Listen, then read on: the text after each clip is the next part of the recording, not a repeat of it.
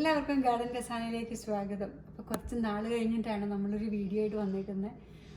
ഇതിനോടിടയ്ക്ക് support ചെയ്ത് ഒത്തിരി പേരുണ്ട്. എല്ലാവർക്കും ഗാർഡൻ ഖസാന ഞങ്ങളുടെ ആ ടീം, ഞാൻ, എൻ്റെ കുട്ടികൾ, ഹസ്ബൻഡ്, എല്ലാവരുടെയും വക താങ്ക് യു.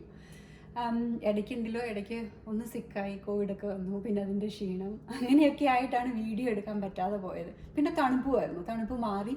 അപ്പോൾ അന്ന് ഞാൻ എടുത്ത മഞ്ഞൾ ഞാനിങ്ങനെയാണ് പുഴുങ്ങി ഉണങ്ങുന്നതെന്ന് കാണിക്കാം. ഇതാണ് നമ്മൾ എടുത്ത മഞ്ഞൾ. ഞാൻ കഴുകുന്ന വീഡിയോ ഒന്നും കാണിച്ചില്ല, നിങ്ങൾക്ക് എല്ലാവർക്കും അറിയാമല്ലോ. നമ്മൾ നന്നായിട്ട് ക്ലീൻ ചെയ്തെടുക്കണം. ഞാൻ നന്നായിട്ട് ഇടയ്ക്കൊക്കെ ഉള്ളത് വിട്ട് ക്ലീനൊക്കെ ചെയ്തെടുത്തിട്ടുണ്ട്, ഇടയ്ക്കത്തെയൊക്കെ. പിന്നെ ഈ കാണുന്നത് ആ വലിയ വിത്തില്ലേ, ആ വലിയ വിത്ത് ഞാൻ ഒന്ന് പിളർന്നിട്ടിട്ടുണ്ട്. അതാണ് ഈ ഇടയ്ക്കിടയ്ക്ക് ഈ മുറിഞ്ഞ് കാണുന്നത്.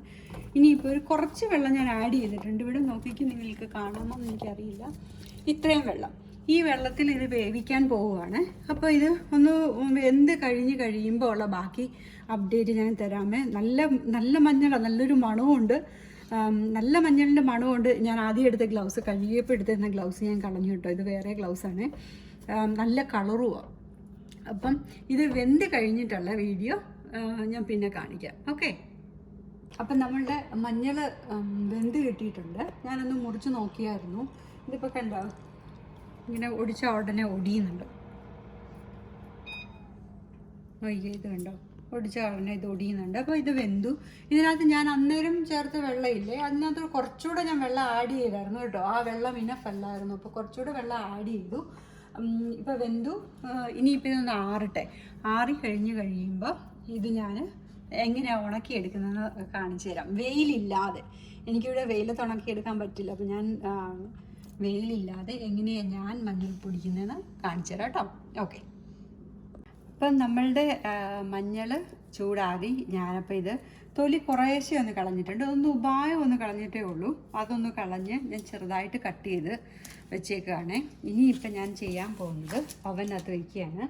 200 ഡിഗ്രി ഫാരൻഹീറ്റിലാണ് വെച്ചേക്കണത്, പ്രീ ഹീറ്റ് ചെയ്തേക്കണത്. കഴിഞ്ഞ പ്രാവശ്യം ഞാനത് ഒരു 4 മണിക്കൂർ വെച്ച് കഴിഞ്ഞപ്പോഴാണ് ഇത് റെഡി ആയത്. അപ്പോൾ ഞാൻ 4 മണിക്കൂറത്തേക്കാണ് വയ്ക്കാൻ പോകുന്നത്. ഇത് ഒരു ട്രേ ഇനിയും കുറച്ചുകൂടി ഉണ്ട് കേട്ടോ. ഓക്കെ. അപ്പോൾ ഇത് കഴിയുമ്പോൾ ബാക്കി കാണിക്കാം. അപ്പം നമ്മളുടെ മഞ്ഞൾ എല്ലാം ഉണങ്ങി കിട്ടിയിട്ടുണ്ട്. ഇനിയിപ്പോൾ ഇതൊന്ന് പൊടിക്കാൻ പോവുകയാണേ. ഇത് പൊടിച്ച് എത്ര പൊടി കിട്ടും എന്നുള്ളത് ഞാൻ നിങ്ങൾക്ക് കാണിച്ചു തരാം. അപ്പം മൊത്തം ഇത്രയുമേ കിട്ടിയത് നമ്മൾക്ക്. ഓക്കെ. അപ്പം നമ്മളുടെ മഞ്ഞൾപ്പൊടി റെഡി ആയിട്ടുണ്ട്. അകപ്പാടെ ഒരു മെസ്സാണേ. എല്ലാം പൊടിച്ച് അവിടെ ഇവിടെയൊക്കെ മഞ്ഞൾപ്പൊടി ആയിട്ടുണ്ട്. ഇത് കഴിഞ്ഞു. ഞാൻ ഇനി ഒരു ശകലം ബാക്കി വന്നിട്ടുണ്ട്. ഇത്രയും ബാക്കി വന്നിട്ടുണ്ട്. ഞാൻ ഇത് എല്ലാം കൂടെ ഒന്ന് മെഷർ ചെയ്തിട്ട് പറയാം കേട്ടോ, എത്ര കിട്ടി എന്നുള്ളത്.